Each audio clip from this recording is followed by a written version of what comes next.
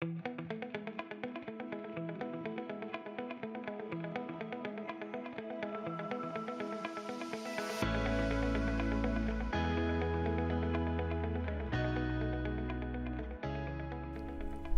commencer, première question, est-ce que tu peux nous parler du plan climat, des objectifs du plan climat précédent?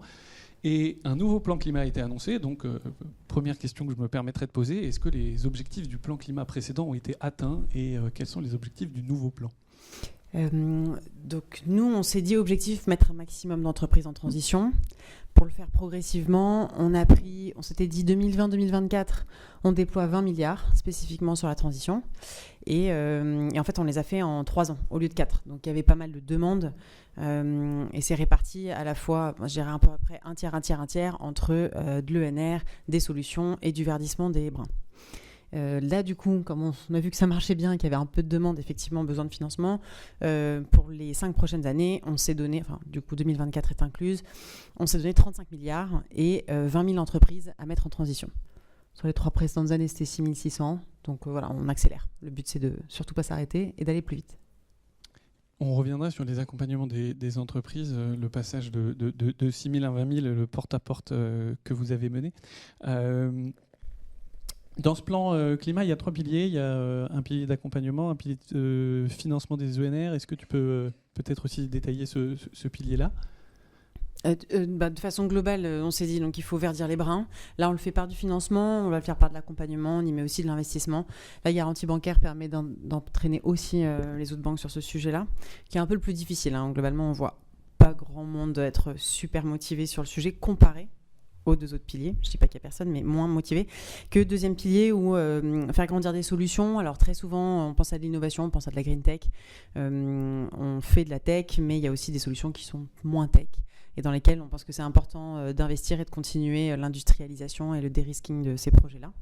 Et le 3e partie, c'est ENR. Ça, on l'a mis un peu à côté parce que la typologie de projet est un peu différente sur la façon de financer, d'investir dans l'énergie décarbonée. Nous, on prend ENR décarboné, on va dire, donc ENR et nucléaire inclus, avec l'idée de pouvoir les financer, les faire grandir et assurer que on continue le déploiement. C'est pas 100% dépendant de nous, parce qu'il y a quand même beaucoup d'appels à projets sur des grandes façades, mais en tout cas, on contribue à ce qui se développe. On va rentrer dans le plan climat et la présentation, un peu la direction du plan climat. Pour commencer, je vais poser une première question un petit peu. Sur la transformation des équipes et des compétences, parce que ça, c'est, je sais, un sujet que se pose aussi, une question que se pose aussi d'autres acteurs bancaires et d'autres grandes entreprises, s'il y en a dans la salle. BPI France, c'est plus de 2000 salariés. Quand on annonce un plan climat, il faut à la fois aider au développement des compétences des acteurs du terrain, des gens, des chargés d'affaires qui vont rencontrer les entreprises au quotidien. Et il faut aussi aider la tête, les directions de projet, enfin les directeurs de projet, les comités d'administration, comités de direction, à comprendre pourquoi il faut faire cette transition. Est-ce que tu peux nous dire un petit mot sur de la façon dont ça s'est passé, cette transformation des compétences que vous avez mis en place, ce qui a bien fonctionné? On est même plus de 2000, on est plutôt 4000 et 6000 quand on prend aussi les contrats courte durée. Donc effectivement, il a fallu à la fois embarquer... en fait, pour embarquer les entreprises, on s'est dit il faut que tous nos chargés d'affaires et investissements, donc tout le front, sachent parler de ces enjeux, sachant qu'ils ne sont pas experts et qu'ils n'ont pas que ça en tête. Donc comment trouver une façon de discuter avec à peu près tous les dirigeants sur le sujet? Et pour pouvoir les motiver, en fait, on a commencé, c'est venu d'ailleurs du COMEX. C'est-à-dire que Nicolas, un jour, donc le PDG s'est dit, il faut qu'on puisse accompagner les entreprises, on les accompagne sur tous les sujets. Donc la transition, il faut que ça y fasse partie. La plupart du temps, ils ne savent pas comment s'y prendre. Donc nous, de façon générale, on est là pour accompagner. Et dans le COMEX, il y en a qui étaient déjà convaincus. Donc ça, c'est quand même plus simple. On s'appuie un peu sur eux pour entraîner les autres. Et d'autres moins. Et là, moi, j'y suis allée plutôt en discussion sur leurs angles stratégiques. En fait, de quoi ils ont besoin, quels sont les objectifs qu'ils doivent atteindre et comment je peux leur montrer qu'en fait, avec les sujets climatiques, on arrive à les atteindre aussi. Et que c'est pas une contrainte, c'est pas un à côté, c'est pas juste une galère. Donc, comment l'intégrer dans leur quotidien et dans derrière les opportunités pour les entreprises.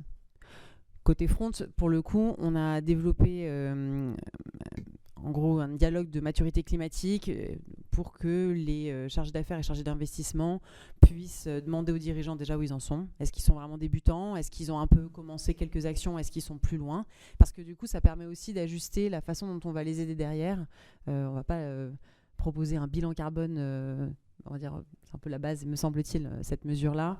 Si quelqu'un a déjà mis en place des actions, a déjà prévu tout un plan, et en fait, on reprend sa stratégie en mode bas carbone. Donc, il faut pouvoir mieux s'adapter. Ça a commencé par de la sensibilisation, et puis ensuite, les formations, elles ont été adaptées par métier, parce que sinon, en fait, ça ne marchait pas. Et d'ailleurs, vous m'avez pas mal aidé sur les sujets de formation adaptée au métier, parce qu'en gros, nous, ce qu'on a vu qui marchait le mieux, c'était vraiment de prendre le portefeuille de l'équipe à qui on parlait et d'en tirer 2 ou 3 exemples. Parce que du coup, ils savent que c'est leurs clients, ils connaissent les enjeux, ils ont envie d'en parler. Et donc, ils veulent bien se poser des questions sur qu'est-ce qui s'est passé là en termes d'investissement, en stratégie pour aller où. Et donc, ça les fait rentrer sur un ou l'autre secteur. Mais ils sont plus investis quand ça leur parle directement. Les clients, ils les connaissent bien, ils adorent être proches d'eux et de pouvoir les aider. Donc, ça a permis de faire un peu de transformation. Oui, sur les phases sur toute la phase de formation, ça a démarré par des fresques du climat et des formations assez généralistes. Puis après, BPI France est allé vers des formations plus spécifiques. Pour les acteurs de l'investissement, on travaillait sur le portefeuille de participation, pour les chargés d'affaires financement, sur des entreprises que potentiellement les chargés d'affaires allaient accompagner. Aujourd'hui, BPI France, vous avez même une académie du climat, donc une personne dédiée directement à la formation, c'est ça? Oui, 100%, et qui en fait recense tous les besoins métiers, et ensuite voit comment on peut les traiter, quoi. Voilà, et donc ça va plus loin en termes de formation. Il y a des formations sur la biodiversité qui sont arrivées, donc ça complète un petit peu le panorama. Et lorsqu'on échangeait, tu me disais que plus on monte haut dans l'organigramme, plus vous avez, avec l'équipe du plan climat, une approche assez personnalisée de formation auprès, par exemple, des membres du conseil d'administration du COMEX. Est-ce que tu peux nous dire un mot de ça, parce que je trouvais la démarche vraiment intéressante. En fait, en tout cas, on voit la même chose chez les dirigeants d'entreprises qu'on accompagne que dans le COMEX BPI France. Globalement, on va avoir des dirigeants, ils sont convaincus, leurs enfants leur en ont parlé, ils ont eu un déclic, quelque chose, bon, c'est parti, ça part assez tout seul, ils sont même plutôt demandeurs. Donc ils viennent me demander des articles, de creuser des sujets, de mieux comprendre, et l'hydrogène, etc. Bon. D'autres, un peu moins. Et donc, on s'est rendu compte qu'ils ont souvent besoin d'avoir l'impression d'être un peu unique et qu'on s'occupe juste d'eux sur ce sujet-là. Donc, on a mis en place des formations exécutives, et donc, on a fait une dizaine de sessions. C'est vraiment à chaque fois 1 heure en one-to-one avec le membre COMEX en question, en reprenant les basiques. On a fait quand même quelques sections sur les limites planétaires et sur les enjeux de la transition, et puis ensuite un peu plus appliqué avec beaucoup d'exemples économiques. Et ça a tellement bien marché. Bon, du coup, ils se sentent à l'aise pour être vulnérables, montrer qu'ils ne savent pas, poser des questions, peut-être un peu naïves. Parce que sinon, en groupe, devant tout le COMEX, globalement, personne n'a envie de montrer qu'il n'est pas très au courant. Surtout quand le PDG dit on est tous à fond, que derrière on embarque les entrepreneurs. Donc voilà. Là, en étant tout seul, ils sont plus à l'aise pour poser des questions. Et résultat, derrière, ils nous ont demandé des compléments. C'est-à-dire que certains, selon leur sujet, selon les discussions qu'ils ont pu avoir avec tel ou tel dirigeant ou autre personne de l'écosystème, viennent nous dire au fait, la capture carbone, tu peux me raconter? Non, parce que franchement, ça a l'air bien sur le papier, mais j'entends des gens qui sont peut-être pas si d'accord. Est-ce qu'on peut faire 1 heure de session? Sur d'autres, la sobriété, apparemment c'est de la controverse. Est-ce que tu as des pistes différentes de juste on va arrêter de faire tout ce qu'on peut faire? Voilà, donc on a complété avec d'autres modules, et franchement les discussions sont très très riches. C'est vraiment intéressant, parce que ça montre qu'on démarre avec des fresques et des formations pour tout le monde qui sont, disons, très généralistes. Et puis on remonte pour les personnes un peu clés sur des programmes individuels de 10 heures, des questions-réponses, de la formation un peu continue, pour aider vraiment l'ensemble, disons, des directeurs, directrices de l'organisation à s'acculturer et à avoir un bon niveau de connaissance qui va leur permettre ensuite de mettre en place. De ce que j'entendais, tu joues aussi parfois sur la concurrence, donc tu montres qu'un pôle a bien avancé ou une direction a bien avancé, et ça donne envie à l'autre direction de bien faire, mais il faut utiliser tous les leviers. Donc je pense que c'est très bien. Alors, ça c'est sur la partie transformation, donc je pense que les gens, on aime tous apprendre, donc là-dessus tu dois être sollicité de façon, en tout cas positive, c'est une demande positive. Est-ce qu'à l'inverse, comment est-ce que tu fais pour ne pas être vu comme la personne ou la direction qui amène de la contrainte parce qu'on va peut-être plus pouvoir investir là où on investissait, amène de la contrainte parce qu'on va devoir mettre en place du réglementaire. Comment est-ce que tu joues un peu sur... comment est-ce que tu gères ce sujet-là ? Moi, je prends très souvent une approche opportunité parce qu'en fait, en tout cas, je sais que sur les membres de ce COMEX-là, donc après, il faut adapter forcément en fonction des personnes, hein, mais c'est ce qui fonctionne. Comme la mentalité est très sur on est là pour aider les entrepreneurs, pour continuer à avancer, pour voir grand, pour se lancer. Je pars sur les opportunités et donc j'ai d'abord commencé par une approche d'écoute, c'est-à-dire demander quels sont leurs enjeux, qu'est-ce qui les inquiète là sur cette année, et certains ça va être la production, d'autres ça va être moi sur l'industrie, d'autres ça va être moi là j'ai pas assez d'innovation, enfin chacun a ses sujets, et derrière de se dire ok, est-ce que avec quelques éléments sur les enjeux climat, on va pas pouvoir tout traiter de toute façon, c'est impossible de leur dire voilà tous les enjeux, voilà tout ce qui va pas, voilà ou toi tout ce que tu devrais faire. Ça fait trop et c'est pas forcément suffisamment moteur. Donc j'essaie de sélectionner quelques éléments qui peuvent directement les toucher sur leurs enjeux pour les aider à atteindre ces objectifs-là. De la même façon, là, quand tu parles de réglementation, la CSRD, beaucoup ont paniqué en mode voilà, qu'est-ce que je vais faire, ça va me prendre du temps, je sais pas comment on fait, ça me prend beaucoup de contraintes réglementaires. Et donc l'accompagnement qu'on crée sur ça, c'est vraiment de se dire ok, mais vous allez pouvoir avoir de la transparence, vous allez pouvoir mesurer. Derrière, ça vous permet de prioriser en fait aux endroits où ça fonctionne moins bien et de savoir, au lieu d'investir ou de financer un peu tout et n'importe quoi, prioriser en fait. Commençons pas par tout faire, commençons par faire le plus efficace. Et derrière, il y a souvent finalement des opportunités aussi de réduction de coûts, de réduction en fait sur la facture. Donc je pense qu'il y a, selon les enjeux, certains veulent montrer qu'ils sont en avance, d'autres veulent d'abord essayer de survivre. Voilà, il faut prendre les bouts du climat qui peuvent adresser l'un ou l'autre. Dans l'idéal, à la fin, on complétera et ça permettra de faire toutes les briques, mais j'y crois pas toutes d'un coup, parce qu'en général, ils sont assommés. Sinon. Oui, je comprends. Ça me fait penser.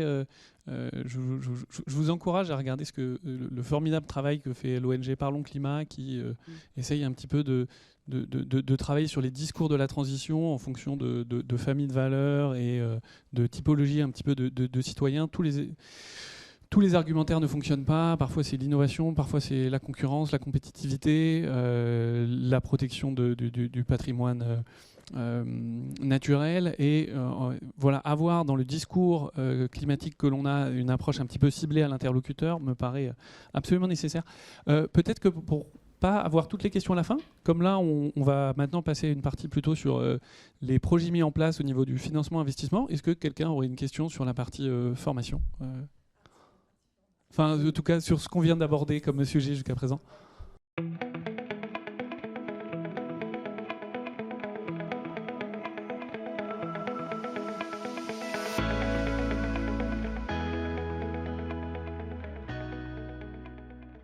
Sur la partie comment on les cible, en fait, on va, de façon générale, les chargés d'affaires et les chargés d'investissement vont proactivement voir des entreprises pour comprendre leurs projets et savoir où ils en sont. Alors côté investissement, on a beaucoup plus de demandes entrantes que ce qu'on peut accepter, en termes de fonds. Donc là, on va plus avoir déjà un très gros flux entrant. Sur la partie financement, on a les chargés d'affaires, il y a quand même 2000 personnes dans le réseau, sur 50 implantations en France, et qui donc vont les voir et leur parlent de façon générale quels sont vos sujets du moment, Mais on a mis en place du coup ce dialogue. Donc c'est un ensemble de questions qui posent dans l'ordre un peu qu'ils veulent, avec des choses un peu normées par secteur. Et donc en fonction du secteur, ils arrivent et c'est obligatoire. C'est-à-dire qu'ils sont obligés de le poser, mais on ne veut pas qu'ils envoient un questionnaire et le client se débrouille. Parce qu'en fait, ils ne savent pas forcément comment le remplir. Il n'y a pas cette démarche d'accompagnement. Donc le but, c'est on absorbe la complexité. On leur parle du sujet. Si finalement, ce n'est pas leur sujet prioritaire, si on se rend compte qu'ils ont déjà mis en place plein d'actions, on va peut-être parler d'autres choses. En revanche, si on se rend compte qu'ils n'ont même pas fait de bilan carbone, qu'ils ont dans leur stratégie, ils n'ont pas fait grand-chose, rapidement, là, on se dit, OK, il y a du potentiel, il y a quelque chose à faire. Et ensuite, derrière, on a des dispositifs d'accompagnement et on va en parler un tout petit peu après. Donc, c'est même pas ciblé, c'est vraiment essayer d'aller voir un maximum de gens, leur en parler, quel que soit le secteur, quelle que soit la taille, TPE, PME, ETI, même dans les startups, même les green tech qui vous disent moi je fais déjà du verre. Bah oui, mais est-ce que tu le fais de façon durable? Est-ce que tu as pensé toi-même à ta propre empreinte? Ça aussi, on leur en parle. Et puis une fois que même qu'elles sont dans le portefeuille, on fait aussi un suivi côté investissement sur, en fonction des KPI, décider lors des due diligence, est-ce qu'ils les atteignent, et on fait un suivi de portefeuille comme ça. Donc on va voir tout le monde. On cible pas les gens à verdir. Là où on est en train de réfléchir, est-ce qu'il va falloir qu'on cible, c'est plutôt dans l'investissement auprès des green tech. Parce que dans l'innovation, chez BPI France, on applique une politique publique qui veut financer l'ensemble de l'innovation. Et donc là, dans un monde de ressources limitées, va peut-être se poser plus la question de est-ce qu'il y a des technologies dans lesquelles on peut plus croire ou qui ont en tout cas plus besoin d'une aide publique versus d'autres technologies où en fait le marché privé est déjà sur le sujet. Parce que j'ai pas précisé, mais donc nous on co-finance et on co-investit à chaque fois, on est toujours minoritaire, parce que notre rôle, c'est pas que juste le public finance tout, c'est qu'on entraîne les banques privées avec nous, donc on est toujours sur des deals à plusieurs, donc on entraîne les capitaux privés avec nous. Voilà. Sur la partie formation, donc on a effectivement, pour les chargés de clientèle, fait tout, une fresque du climat. Et ensuite, ils ont fait une formation à l'analyse des risques climatiques et ils ont souvent fait une formation peut-être pour comprendre dans les stratégies par secteur ce qui était important d'identifier. Après, on a 50 implantations, on a 25 gros sites et 25 plus petits dépendant des gros. Et donc, on a 25 coordinateurs climat dont le job, c'est 100% d'aider les équipes front dès que l'expertise est plus forte sur les sujets climat, à venir pour les dossiers et les aider à compléter, mieux poser des questions, à aller plus loin. Donc en fait, les expertises, elle est vraiment plus poussée. Eux, ils ont des formations approfondies auprès de ces 25 personnes-là. Et le reste des chargés de clientèle et chargés d'invest, il faut au moins qu'ils sachent en parler, qu'ils comprennent quand on parle des risques physiques, parce que ça impacte aussi leur dossier, et qu'ils sachent derrière ajuster le bon accompagnement. Si c'est trop technique, ils incluent avec eux le coordinateur climat. Dans le document qui vous a été fourni, il y a un petit détail de la formation et du contenu.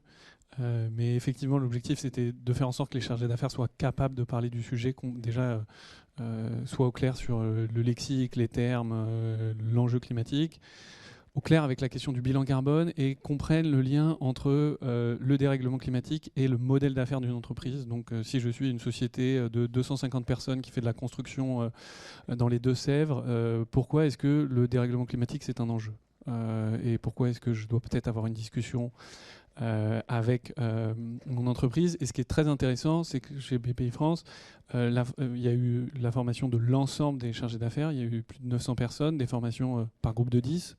Donc on a animé plus d'une centaine de journées de formation. Et ça s'est fait conjointement au déploiement de l'indice de maturité climat, qui est cet outil pour entamer une discussion avec l'entreprise sur ce qu'elle a déjà fait en matière de transition durabilité. Donc le plan à ce titre-là était vraiment cohérent. Cet indice a un peu permis de former aussi au passage, parce qu'en lisant les questions, en comprenant comment ça fonctionne, ils ont fini par se dire « Ah, il y a tel enjeu sur tel secteur, ok, ce secteur-là, on parle de ça, ok ». Et comme ils en parlent, c'est quand même 1 heure de discussion à chaque fois avec leurs clients. Bon, voilà. Là, on en a fait 5000, ça commence à faire pas mal d'heures. Pas mal d'heures de discussion, parce qu'en plus, je crois que parfois ça déborde un peu, parce que le sujet est difficile à faire tenir en 1 heure. Cette logique de l'indice de maturité climat, pour une banque, c'est parce que donc, chez BPI France, il y a à la fois il y a à la fois de l'investissement dans des nouveaux projets ou pour développer des nouveaux projets, mais il y a aussi du financement pour accompagner le tissu économique existant. Il y a 65% des entreprises qui, si elles étaient créées aujourd'hui, seraient encore là dans 5 ans. Donc il faut à la fois faire émerger des nouvelles sociétés qui ont pris en compte les sujets de la décarbonation, mais il faut aussi décarboner le tissu économique existant. Et c'est ça tout l'enjeu, c'est de décarboner les activités de l'agroalimentaire, de la construction, du transport. Et l'IMC est un outil à ce titre. Isabelle, en répondant à la question, tu as donné pas mal d'éléments de compréhension de ce qu'était cet outil, qui est donc un questionnaire qui permet de lancer la discussion avec l'entreprise sur son niveau d'avancement un peu, sur ses questions, et de la faire conscientiser à la fois ce qu'elle a fait, ce qu'elle devrait faire. Peut-être pour aller plus loin, sur la partie accompagnement, quelles sont les difficultés que vous avez aujourd'hui par rapport à ces outils ou par rapport à la démarche de porte-à-porte que vous devez mener auprès de 6 000 puis 20 000 sociétés demain? Quels sont un peu les goulets d'étranglement En gros, les dirigeants nous ont un peu dit bon, j'ai pas l'expertise, j'ai pas les bras, je sais pas trop comment faire. Donc c'est là qu'est né l'accompagnement, où on a créé des diagnostics. Donc c'est co-construit avec l'ADEME qui a porté l'expertise. Nous on va plutôt faire la distribution et en montant en compétences dessus. Et on a trouvé en référence pour faire ces diagnostics un vivier de bureaux d'études. On est quand même à peu près à 2000 consultants sur 900 bureaux d'études. Et donc, on a pris des thèmes très concrets, quelque chose qui parle direct aux dirigeants. Il y a un sujet bilan carbone, un sujet éco-conception, rénovation énergétique et sobriété des flux. Et puis là, on lancera l'adaptation prochainement et la biodiversité ensuite. Le principe, le bureau d'études vient, fait de la mesure, donc il vient physiquement dans l'entreprise, il fait de la mesure, il regarde un petit peu, si on prend un bilan carbone, il fait son bilan carbone selon la méthode ABC, et sur cette base sort un plan d'action de comment s'améliorer, avec une priorisation des actions. Derrière, donc les différentes difficultés. Globalement, des diagnostics, on en fait énormément. On est devenu le premier cabinet de conseil des PME parce qu'il y a beaucoup de demandes, parce que c'est assez simple, c'est pas très cher, c'est assez rapide. Mais ça demande de la subvention publique et Michel a plus d'argent, donc c'est un peu compliqué en ce moment. Deuxième sujet, c'est plutôt... donc on a réussi à faire grandir le vivier de bureaux d'études, mais il y a tellement de demandes qu'il faut toujours s'assurer on les accompagne eux aussi, les bureaux d'études, dans leur croissance, pour être sûr qu'ils puissent accompagner un maximum d'entreprises derrière. Et puis ensuite, il y a cette question de... Certains font un premier diagnostic, derrière, pour nous, en tout cas pour moi, il ne faut pas qu'ils s'arrêtent en route. C'est pas parce qu'on a fait un bilan carbone qu'il faut s'arrêter là. En général, il faut quand même rapidement penser à de l'éco-conception. Dans l'idéal, on pourrait avoir une vue plus holistique encore. Et donc on a mis en place des outils plus profonds avec la mission stratégie environnement où là on repense sa stratégie en version bas carbone, et puis un accélérateur où là c'est 18 mois, c'est plus un mini MBA avec et de la formation et du diagnostic et du conseil perso et du collectif. Sauf qu'il ne faut pas qu'ils s'arrêtent en route. Et donc cette dynamique-là, ça suppose de passer encore du temps, d'être toujours auprès d'eux, de retourner les voir. De la même façon, quand il y a un plan d'action, il n'y a pas toujours besoin de financement, mais parfois il faut quand même passer le pas et se jeter à l'eau. Ce serait dommage que ça reste un document, parce qu'il y a des économies d'eau, de matière, de déchets et puis de carbone à aller faire. Et donc ça, faut continuer à suivre. Donc voilà, en plus de la dotation, il y a cette extension du vivier de bureau d'études et le passage vraiment à l'acte. En général, ça marche bien, mais il faut le surveiller comme le lait sur le feu. Oui, en tant que cabinet de conseil, on s'en rend bien compte. Ce qui est vraiment intéressant, c'est que donc, ça a été fait avec l'écosystème, effectivement avec l'ADEME sur la méthodologie, sur une partie de financement, avec les bureaux d'études. En même temps, les bureaux d'études, vous ne les avez pas laissés libres de déployer leur propre méthodologie. Ils s'inscrivent dans un cadre. Et ils peuvent par ailleurs, ils ne sont pas... Oui, mais ils appliquent la méthodologie bilan carbone. S'ils le font avec nous, c'est sur cette méthode. Voilà. Ouais. Donc il y a un cadre comme ça, il y a aussi pour les PME du contrôle, et en même temps il y a cet accélérateur que vous avez, qui s'appelle accélérateur pour faire grandir les bureaux d'études, donc parce qu'on se rend compte aussi que les bureaux d'études ont besoin il faut des bras, il faut des consultants pour faire ces accompagnements, donc il y a une logique assez globale à la démarche. Alors vous avez dit que notre Premier ministre n'avait plus beaucoup d'argent. C'est vrai, on a annoncé il y a deux mois que potentiellement le budget de l'ADEME serait réduit de 30%, mais pour le moment l'arbitrage n'a pas été rendu. Du coup, je vais poser une question, je vais danser à contre-pied. Si vous aviez un budget limité, qu'est-ce que vous feriez pour accélérer un petit peu la transition écologique? D'après vous, qu'est-ce qui marche bien? le rêve. Franchement, le passage à l'action, nous, ce qu'on voit, pourtant, à la base, on est une institution financière, donc bancaire et d'investissement. Mais ce qui fait passer à l'action, c'est cet accompagnement. Vraiment, si on pouvait, on en ferait plus encore, mais on est limité par le niveau de subvention. Et on se rend compte que la subvention, ça aide à démarrer. C'est-à-dire pour ceux qui ne savent pas s'ils vont se lancer, est-ce que je vais prendre... C'est pas beaucoup de temps, mais quand même... c'est une incitation. Et donc, on ferait encore plus de diagnostics, on rajouterait des sujets, parce que là, pour l'instant, on ne traite pas tous les thèmes. On fait au plus pragmatique, en fonction de la dotation qu'on a. Donc ça, plus d'accompagnement. Ensuite, pendant un moment, il y a eu de la bonification sur les prêts. Alors, il y a d'autres banques qui ont la capacité de le faire, mais nous, en étant une banque publique, on n'a pas de dépôt privé, on n'a pas les mêmes fonctionnements de marge, donc on a beaucoup moins de marge de manœuvre. Du coup, nos prêts verts ou tout ce qui est lié au sujet vert selon la grille qu'on a établie, ils ne sont pas bonifiés. Ils n'ont pas plus d'incitation à y aller.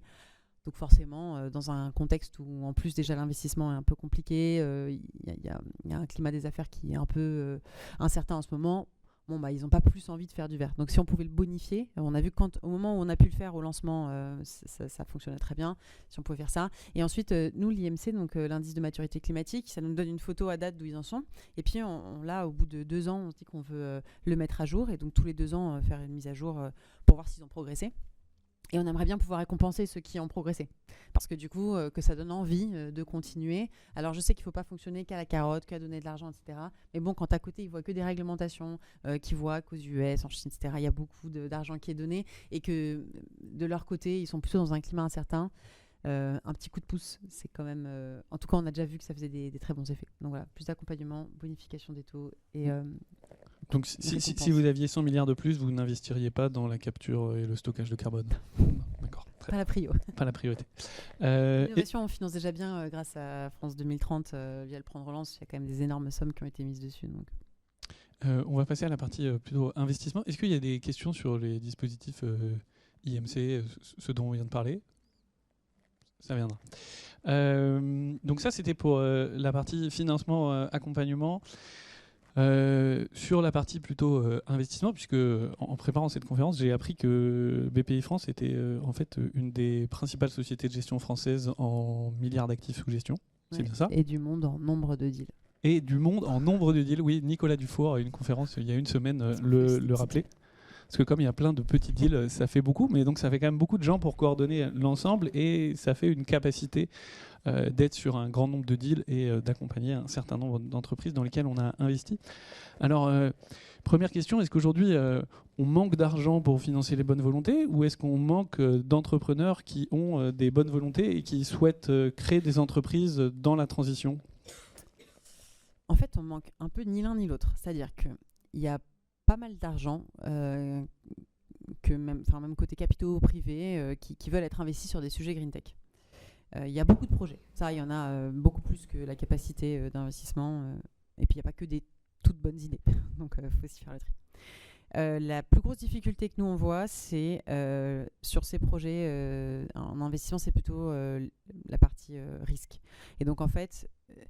Nous, on accompagne typiquement les innovations et puis après en capital développement, etc. Donc à toutes les phases d'une entreprise. Là où c'est le plus dur, c'est deep tech, c'est-à-dire sortir des gens qui ont des super idées de labo et en faire des boîtes, parce que du coup rentrer dans l'économie, le marché, etc. Et arriver à faire une industrialisation des solutions. Parce que c'est génial, on a déjà plein de solutions. Franchement, il y a plein de technologies qui sont déjà sorties au niveau prototype.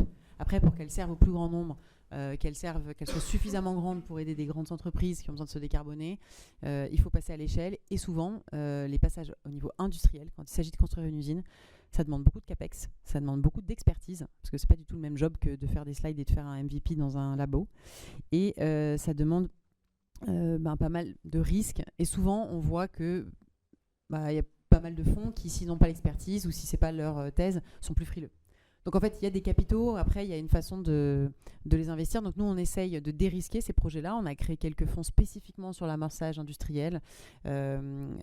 Mais c'est pas encore complètement suffisant. Donc voilà, on continue. Je ne vais pas la faire. On s'est rendu compte, typiquement, que pour des grosses innovations qui ont besoin de passer à l'échelle, finalement, ce qui a le plus aidé, c'est les gros plans de subvention Typiquement, les gigafactories, elles ont été beaucoup construites avec des subventions. Je pense à des Vercors, je pense à des ACC. Et même une fois qu'il y a ça, c'est pas pour autant que c'est facile de construire une usine. Et puis, parfois, ils se disent, bon, on a peut-être été trop ambitieux en se disant, on va faire plein de technos en même temps. Peut-être qu'on va se focaliser que sur une seule, parce que là, en fait, sur le marché, les Chinois arrivent avec quelque chose. Là, c'est pour ACC où en fait ils avaient plusieurs lignes, plusieurs technologies de batterie et finalement ils reviennent. Ils en font qu'une. Parce qu'en fait, mieux vaut d'abord construire son usine, développer sa capa, le faire bien sur une techno et ensuite voir déjà tout ça, c'est pas simple. Et cette question du risque, elle est assez. J'imagine qu'elle vous donne du fil à retordre parce que d'un côté, il y a des Vercors, des Carbone sur les panneaux solaires, des McPhy sur les électrolyseurs, il y a besoin de beaucoup d'argent et on dit tous les jours, et nous, acteurs de la transition, on dit il faut plus financer ça. Et en même temps, là, il y a une semaine, 10 jours, on a appris que pour insectes, donc les protéines. Le remplacement en utilisant des scarabées, des farines d'insectes, de farine animale pour la nutrition, qu'en fait c'était un risque qui a été pris et qui normalement une entreprise qui devrait s'arrêter. Donc ça, j'imagine que c'est extrêmement délicat parce que tout le monde vous dit ensuite c'est de l'argent public, pourquoi ça a été mis là Après, il y a encore une fois, donc pas que de l'argent public, bien sûr. investir, bien sûr. Mais effectivement, il y a une partie qui vient de l'argent public. Et bon, outre ça fait mal au cœur, puisque bien sûr. sur l'idée, bon, heureusement, j'ai envie de dire, dans ce secteur, il y en a encore d'autres, et des types Innovafeed, etc., qui continuent à fonctionner. Donc après, se pose une question plutôt de, est-ce que sur ce modèle, puisqu'ils n'ont par exemple pas le même modèle, Insect et Innovafeed. Oui, il y a une autre entreprise de SPI qui est aussi sur le même secteur. Voilà, donc on a d'autres entreprises sur ces secteurs qui fonctionnent. Donc c'est vrai qu'en général, on essaye de diversifier parce qu'on ne peut pas être 100%. Pas 100% anticiper ce qui marchera le mieux, mais là-dessus, ce qui est intéressant, c'est de se faire un retour d'expérience et de se dire, ok, qu'est-ce qui fait que finalement cette partie du modèle n'a pas fonctionné, qu'est-ce qui a manqué, est-ce que ça n'a pas été trop vite, est-ce qu'on avait effectivement les bonnes compétences, est-ce qu'au moment de passer à cette usine, ça n'a pas fonctionné. Donc il y a plein d'autres belles histoires qui ont bien fonctionné, mais sur celles qui ne marchent pas, faut vraiment se reposer les questions pour que au prochain gros investissement de ce type de taille, il faut qu'on mette tout de suite les facteurs clés de succès et qu'on ne reparte pas dans des travers qui ont pu avoir lieu. Ça se construit progressivement, quoi. Oui, mais, bien sûr. Enfin, c'est la loi du développement VC, du capital développement. Ouais. Peut-être une question un petit peu plus transverse, puisque je vois que le temps file. Par rapport à l'ensemble des projets que vous avez réalisés au sein de la direction climat, on a commencé à en parler. D'après vous, qu'est-ce qui a eu l'impact systémique le plus fort, ce qu'il faudrait conseiller à d'autres acteurs Nous, ce qui a le plus embarqué au niveau interne, c'est l'indice de maturité climat, parce que ça a été intégré dans tous les process, invest en pré-deal, puis en suivi de deal, bancaire, parce que c'est dans tous les dossiers. Et donc, de facto, ça a fait une formation complémentaire à juste, je fais une fois ou deux, une formation dans l'année. Là, c'est vraiment à tous les dossiers qui s'en parlent. Donc ça, et puis derrière, en plus, on a eu des très bons retours des dirigeants qui nous ont dit j'aime bien qu'on puisse en discuter. Je vois que finalement, j'ai fait des choses, alors que je pensais n'avoir pas suffisamment avancé. Hein, ça reste des PME parfois qui n'ont pas les moyens de se rendre compte de tout ce qu'elles font. Sur la partie externe, c'est l'accompagnement. Et donc, en fait, tu vois, typiquement, quand on parle avec les autres acteurs, côté bancaire, ils ont des questionnaires. Après, la façon dont ils l'opèrent, chacun est libre. Nous, on s'est rendu compte que quand c'est nous qui absorbions la complexité et qu'on échangeait avec les dirigeants, l'échange était pas mal. Après, ça demande un certain temps. Je sais que d'autres se disent, on va plutôt envoyer les questionnaires et on verra ensuite. Sur la partie externe, embarquement, l'accompagnement, je ne sais pas si tout le monde doit se mettre à faire de l'accompagnement. On a aussi des partenariats avec d'autres banques qui nous disent, est-ce que vous pouvez faire l'accompagnement, et puis après, ils reviennent nous voir. Ça peut aussi fonctionner comme ça. Mais c'est l'élément transformateur, je trouve. Oui, c'est je ne veux pas dire BBC, c'est... On a fait partenariat avec BPCE, en Bourgogne-Franche-Comté. Caisse d'épargne sur le déploiement du DIAG. Et alors, question inverse, qu'est-ce qui a été plus dur? Qu'est-ce qui a moins bien marché au sein de la direction climat? Ce qui est un peu plus dur, c'est typiquement notre bilan carbone interne. Parce qu'en fait, pour les personnes qui ne sont pas au front et qui donc ne voient pas tous les jours ces discussions-là, évidemment, elles regardent plutôt en fonction de leur métier, peut-être qui les touche, les déchets à la cantine, le fait qu'il fasse froid et que c'est mal isolé dans les bâtiments, etc. Et donc ça, évidemment, on a fait aussi un bilan carbone interne qui est bien plus faible que notre bilan des portefeuilles, mais sur lequel il faut aussi se pencher. Et comme on est quand même sous un fonctionnement public, on fonctionne avec des appels d'offres Et donc, on est engagé, que ce soit sur nos bâtiments, sur nos déchets, etc., sur des durées assez longues, il faut relancer. Donc, le process est un peu complexe, un peu long. Les marchés publics, c'est pas si simple. Et donc, ça peut pas avancer aussi vite que ce qu'ils entendent. C'est-à-dire qu'eux, ils voient des startups et ils disent « Ah, il suffirait qu'on prenne cette startup, c'est bon, ils s'occupent de nos déchets ». Ça marche pas aussi facilement que ça. Donc, ça peut être un peu frustrant de parfois se dire « Ah, c'est pas complètement aligné ». Il y a ça. C'est une question d'exemplarité un peu qui se pose, Ouais. et les salariés qui vous disent mais que fait la direction climat, quoi. Un petit peu. Moi, j'ai eu beaucoup quand je suis arrivée, et les poubelles et les voitures. Ça doit être un petit peu frustrant. C'est pas le seul sujet. Ok. Il ne reste pas énormément de temps, alors je vais passer tout de suite plutôt aux questions de la partie suivante. On voulait parler un petit peu des enjeux plus généraux du secteur bancaire. Dans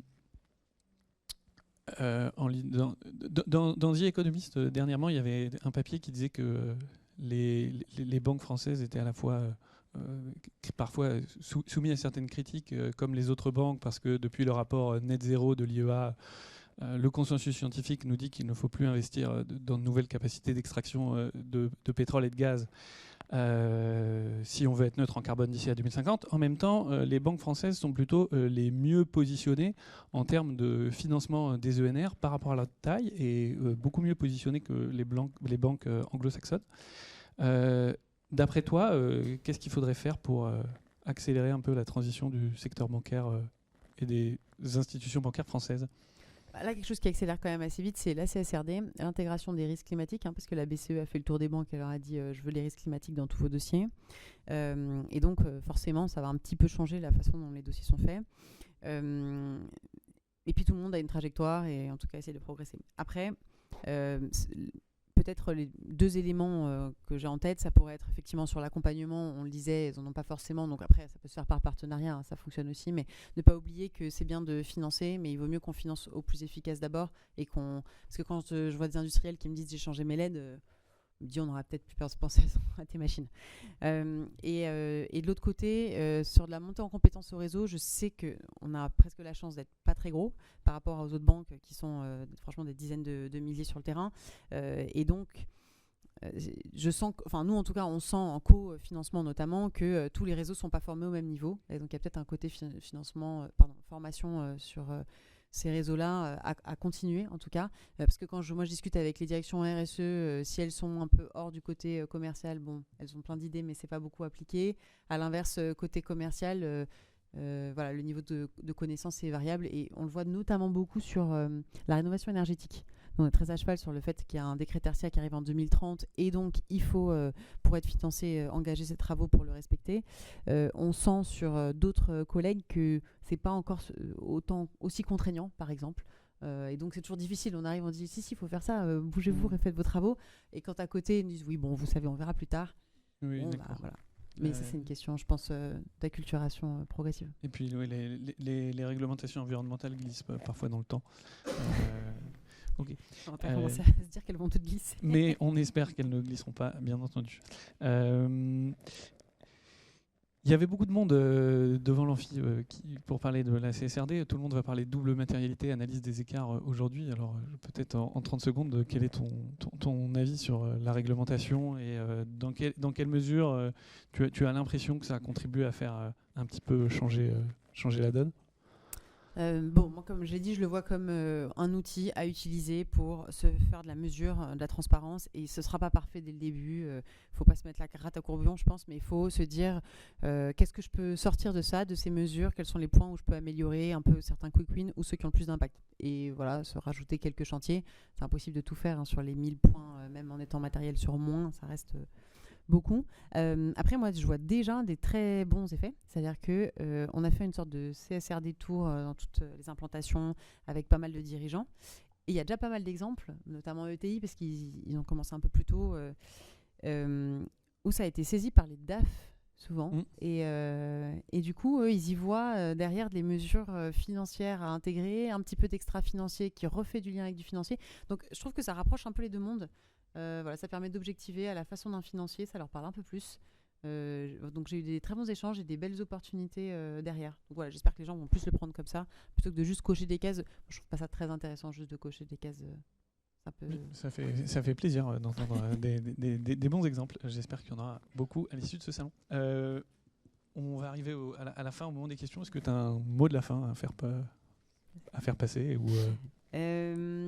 après, si tu devais donner un conseil, si tu... De façon plus large, effectivement, il y a les acteurs on va dire plutôt financiers, et donc je pense qu'on déploie pas mal d'outils. On peut toujours aller plus loin et continuer en mode collaboratif pour le coup sur le sujet, parce qu'on a besoin d'être ensemble. Il y a tellement à faire et qu'il vaut mieux aller tous ensemble. L'autre partie, moi, que j'essaye de dire aux entreprises, c'est génial, les accompagnements, ça permet d'avancer progressivement dans l'idéal. Si chaque dirigeant pouvait réfléchir à quoi ressemble mon business model dans un monde bas carbone, on irait plus vite. C'est-à-dire que c'est une façon de repenser sa stratégie, de se dire peut-être que je vais plus aller vers l'économie de la fonctionnalité, proposer plus de services. Et en fait, ça rend très heureux. Enfin, beaucoup de gens que j'ai rencontrés qui ont déjà pensé ça sont plus à essayer de rogner les petits coins, mais plutôt à se dire ok, comment je me projette dans le monde d'après. Et en fait, prennent de l'avance, sont plus résilients, sont plus inspirants. Alors, je dis pas que c'est facile. Il faut du temps, il faut se créer une sorte de BFR spécifique. Ça permet de. Enfin, il faut changer de KPI, etc. C'est pas simple, mais il y a déjà des beaux exemples. Et voilà, j'aimerais bien que les gens partent directement dans ce mindset-là. On irait plus vite et ce serait plus beau. C'est un joli mot de la fin. Je pense que se pencher sur les sujets climatiques, ça peut générer un peu d'éco-anxiété, mais ça crée un bel alignement. Ça donne du sens. Et une fois qu'on a trouvé comment contribuer, les choses se passent mieux. Je vais lâcher le micro. Est-ce qu'il y a des questions dans la salle? Est-ce que vous voulez revenir sur certains points? Oui.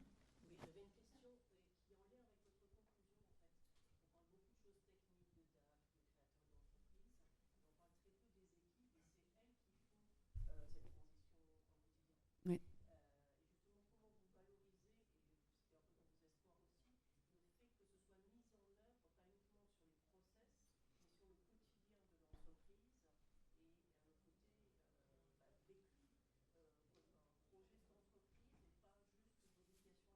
Oui.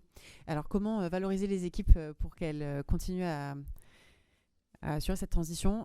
Moi, c'est simple. En plus, du coup, d'essayer de comprendre les opportunités par métier en interne, mon meilleur levier, parce que je peux pas, c'est de les mettre en valeur. C'est-à-dire de les faire pitcher devant le PDG, de les faire montrer au COMEX que c'est génial ce qu'ils ont fait. En fait, leur faire récupérer un maximum de lauriers.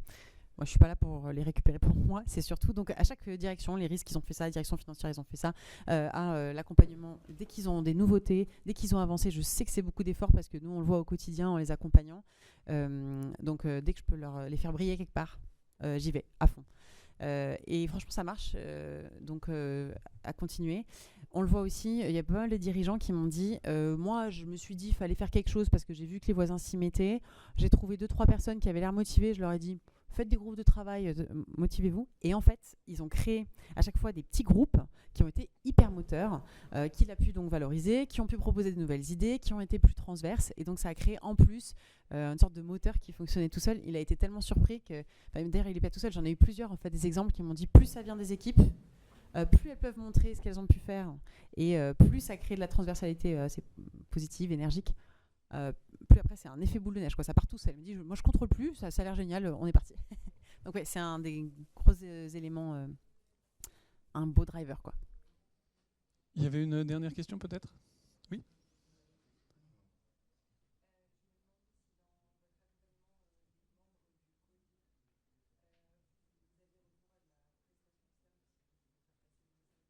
Oui.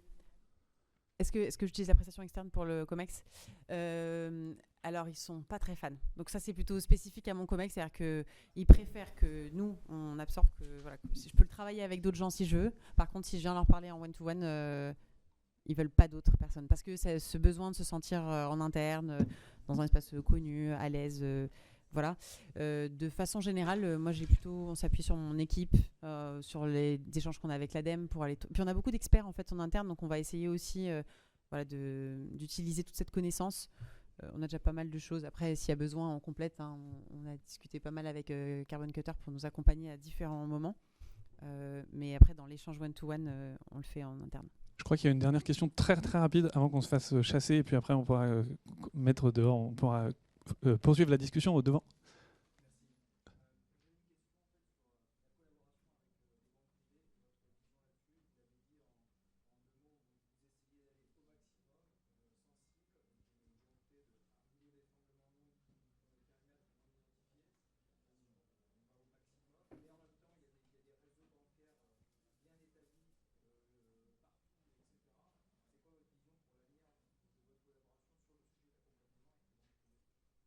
Il faut que ça continue au maximum. En fait, comme on co-finance ensemble, il faut forcément... peut-être que parfois on est trop en avance, peut-être que parfois on est au même niveau.